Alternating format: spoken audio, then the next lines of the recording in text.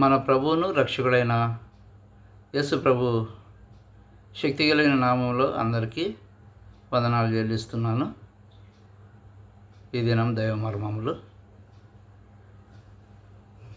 ప్రభువు వలన ప్రేమింపబడిన సహోదరులారా, ఆత్మ మిమ్మును పరిశుద్ధపరచుట వలనను మీరు సత్యమును నమ్ముట వలనను రక్షణ పొందుటకు దేవుడు ఆది నుండి మిమ్మును ఏర్పరచుకొనెను.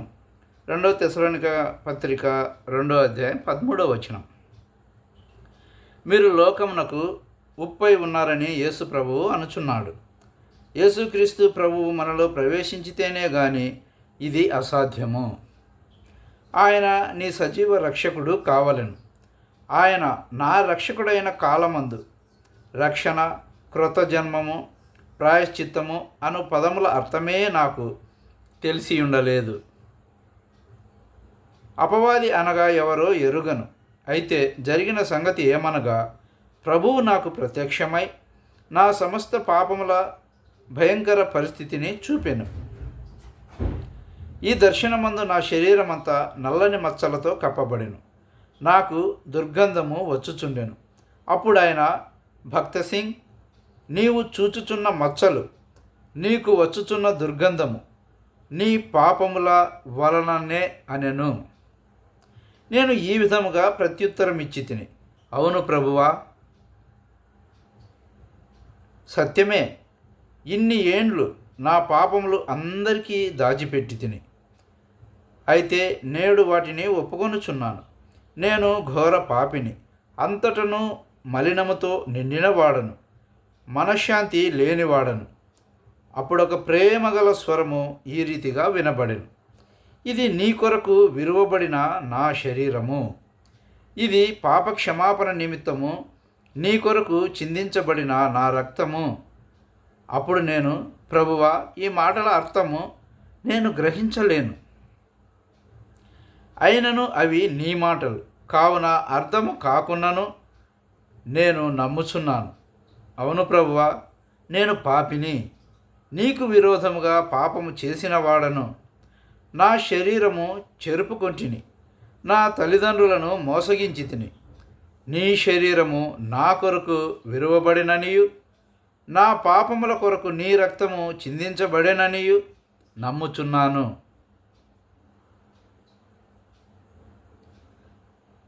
అని అంటిని. అప్పుడు నీ పాపములు క్షమింపబడెను అని ఒక చిన్న స్వరము వినబడెను.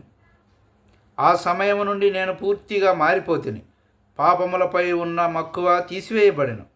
ప్రేమగల ప్రభువు నా హృదయంలోనికి వచ్చెను. ఆ సంతోషకరమైన దినము కొరకు ఇప్పటికీ ప్రభువుకు వందనములు చెల్లించుచున్నాను. దైవ దూషకునిగా ఉంటిని. ఆయన నన్ను ప్రేమించి సదాకాలము తనవానిగా చేయుటకు నేను తగినవాడను కాను. ఆయన ప్రేమగల రక్షకుడని ఎరుగుదును. ఆయన నిన్ను ప్రేమించుచున్నాడు. నీవు ఆయనను త్రోసివేయవద్దని నిన్ను వేడుచున్నాను. కష్ట దుఃఖములు వచ్చునని జడియకుము. నీకు ఆయన నిత్యమైన ఓదార్పునిచ్చును, అనుదినము నిన్ను నడిపించును. ఏ బాధలైనను నీతో, నా కుమారుడా, నా కుమారి, నేను నీకు తోడయ్యున్నాను, భయపడకుము అని అనును. నేను ప్రతి దుఃఖములోనూ ఆయనను రుజువుపరచుకొంటిని. ఆయనను ప్రేమించుచున్నాను. ఆయనే నా దేవుడు. ఆయన నీ జీవము గల రక్షకుడు అగును. ఆయన నీకెంతో ప్రశస్తమైన వాడగును. ఆయన ఇంకనూ నీకు ప్రశస్తమైన వాడుగా కాని ఎడల ఇప్పుడే ఆయనను నీకు ప్రశస్తమైన వానిగా చేసుకొనుము. ఎడారిలో సెలయేళ్ళు. ఇప్పుడు అత్యధిక భారం వలన కృంగిపోతుంది. 2 కొరింథీ పత్రిక 1వ అధ్యాయం 8వ వచనం. క్రీస్తు శక్తి నా మీద నిలిచియుండు నిమిత్తము 2 కొరింథీ పత్రిక 12వ అధ్యాయం 9వ వచనం. పెనూయేలు దగ్గర విధేయతతో యాకోబు దేవునికి సాష్టాంగ పడినప్పుడు అన్ని వైపుల నుండి ఆపదలు అతన్ని చుట్టుముట్టేలా చేశాడు దేవుడు. ఇంతకు ముందెన్నడూ లేనంతగా దేవునిపై ఆనుకునేలా అతన్ని చెయ్యాలనే దీన్ని జరిగించాడు. ఆ ఆపదల దారిలోనే యాకోబు విశ్వాసంలోనూ దేవుని గురించిన జ్ఞానంలోనూ విశారదుడైనాడు. విజయవంతమైన క్రొత్త జీవితానికి కావలసిన శక్తిని సంపాదించుకున్నాడు. దేవుడు దావీదును బలవంతం చేశాడు. తన దేవుని విశ్వాస్యతను, అపార శక్తిని అతడు గ్రహించి విశ్వాసం, పరిశుద్ధత మొదలైన దివ్య సూత్రాలలో నిష్ణాతుడయ్యేలా అతనిని అంతులేని క్రమశిక్షణకు గురి చేశాడు. ఇశ్రాయేలుకు రాజయ్యే యోగ్యతను పొందాలంటే ఇదంతా అత్యవసరం. మరి పౌలు అస్తమానము ఎదుర్కొంటూ వచ్చిన విపరీత విపత్తులే అతనికి, అతని ద్వారా సంఘాలకి నా కృప నీకు చాలును అనే దివ్య వాగ్దానపు అర్థాన్ని బోధించగలిగాయి. మనకు సంభవించిన శ్రమలు తప్ప మరేవి దేవుణ్ణి ఇంతగా తెలుసుకునేలా చేయగలిగేవి కావు. ఇంతగా ఆయనలో నమ్మకం ఉండేలా, ఆయన నుండి ఇంత కృపను పొందగలిగేలా చేయగలిగేవి కావు.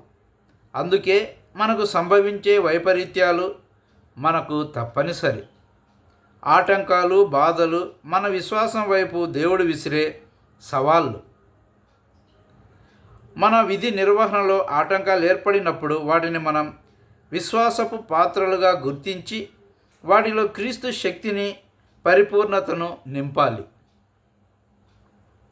ఆయన మీద ఆధారపడి మనం ముందుకు వెళ్తే మనకు పరీక్షలు ఎదురు కావచ్చు, ఓర్పు అవసరం కావచ్చు.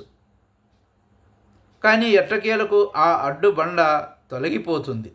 మనం ఎదుర్కొన్న అగ్ని పరీక్షలో మనకు జరిగిన నష్టానికి రెండింతల దీవెనలు ఇవ్వడానికి దేవుడు ఎదురు చూస్తూ కనిపిస్తాడు. అందరికీ వందనాలు. Thank you.